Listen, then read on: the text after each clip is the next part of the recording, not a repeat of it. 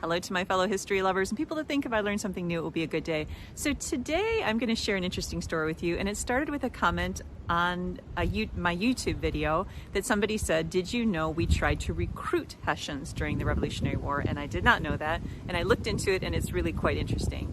So taking one step back, during the Revolutionary War, we've talked about this before, Britain does not have enough troops, and partly that's because the war is very unpopular, and partly it's because they've lost a lot of soldiers in the French and Indian War. So what they did is they went to what's modern day Germany. It was not a unified country at the time, and they go to the different sort of states or principalities, and they say, hey, to the princes of that area, will let us hire your army, and we're going to take them over and fight with us. So most of these Hessian soldiers weren't by their own choice going. They were basically their prince, to whom they had been conscripted in an army, says you're going. So now they're over in the United States.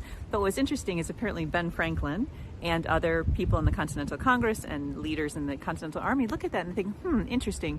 So these guys have no loyalty to the King of Britain, zero.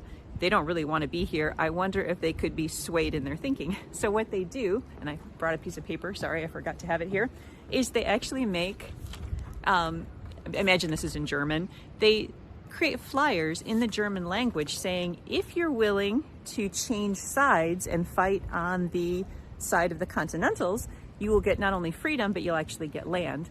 So it turns out historians say most of them didn't do that particular thing, in part because they already were conscripted into one army, probably don't want to join another army, but second, most of them didn't speak English. So to sort of arrive at the enemy camp, a continental camp, and try to say, I'm here to fight for you, don't shoot me, might have been kind of risky. But what they did do is they started noticing there are large German communities around Pennsylvania, New York, Maryland, and they start thinking, there's German churches, there's German farms, German businesses. It wouldn't be that hard to blend in here, and that's what historians say up to 5,000 will do.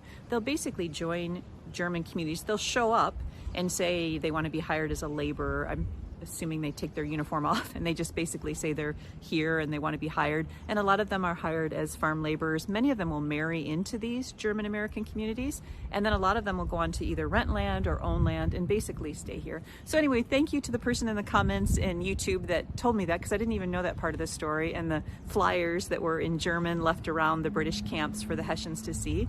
And as always, thanks for letting me share, and I will see you tomorrow.